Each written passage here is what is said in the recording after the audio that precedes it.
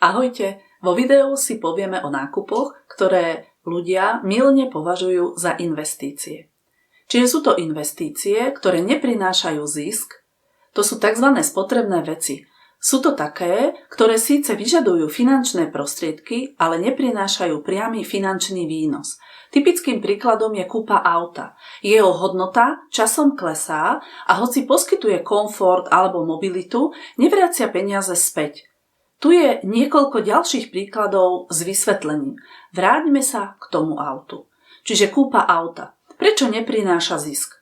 Auto sa opotrebúva, jeho hodnota klesá a vyžaduje ďalšie náklady. Palivo, servis, poistenie. Čiže finančne je to skôr výdavok ako investícia. Po druhé elektronika, napríklad mobil, televízor. Prečo? Hodnota elektroniky rýchlo klesá, technológie zastarávajú. Slúži na spotrebu, nie je na tvorbu príjmu. Po tretie, luxusné oblečenie alebo doplnky. Prečo? Oblečenie sa opotrebúva, modné trendy sa menia. Neprináša finančný výnos, ale iba osobný komfort alebo status. Dovolenky. Prečo? Prinášajú zážitky a oddych, ale finančne sa nevrátia. Sú to spotrebné výdavky. Dekorácie a nábytok. Hodnota nábytku a dekorácií zvyčajne klesá, neprodukujú príjem. Výnimkou môžu byť zberateľský alebo umelecký nábytok, ale to je špecifické. Po šieste, spotrebný tovar, ako je napríklad kozmetika, potraviny. Sú síce nevyhnutné, ale ich hodnota sa okamžite spotrebuje, nevracajú peniaze späť. Rôzne doplnky, napríklad na auto, tuning, drahé pneumatiky, zvyšujú síce komfort alebo vzhľad, ale nezvyšujú hodnotu auta natoľko, aby sa investícia vrátila. Ale pozor, aj tieto investície môžu priniesť úžitok alebo dokonca zisk, ale musia spĺňať určité podmienky. A tu sú konkrétne príklady. Historické autá, čiže veteráni. Kedy majú úžitok? Ak ide o zberateľský kus, čiže limitovanú edíciu, vzácny model s originálnymi dielmi. Hodnota rastie s časom, najmä ak je auto udržiavané v pôvodnom stave. Môže sa stať investičným artiklom, čiže predaj po rokoch za vyššiu cenu. Napríklad Ferrari zo 60. rokov alebo Škoda Felicia Cabrio v perfektnom stave.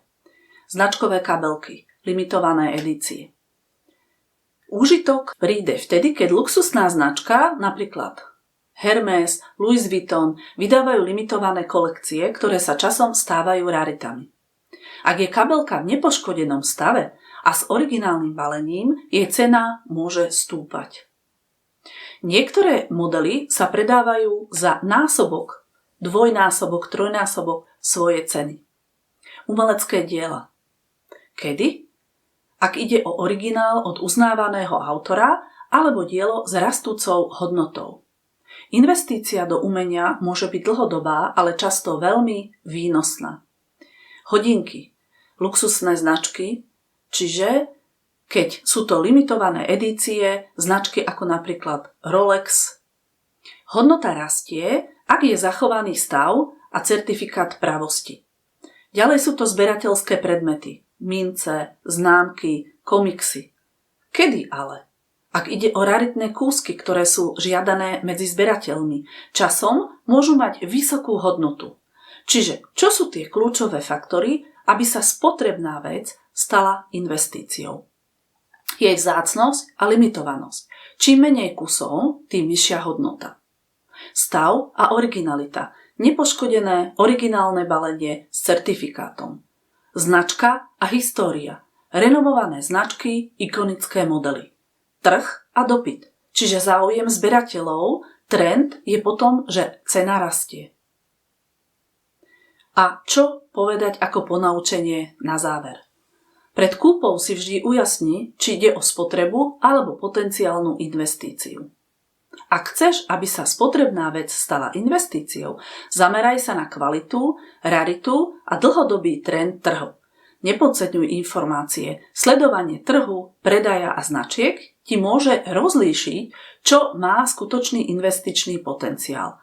Takto sa z bežného nákupu môže stať strategická investícia, ktorá časom prinesie nielen radosť, ale aj finančný zisk. A preto rada na záver. Pri kúpe vždy premýšľaj, či ti vec prinesie len radosť, alebo aj hodnotu do budúcnosti.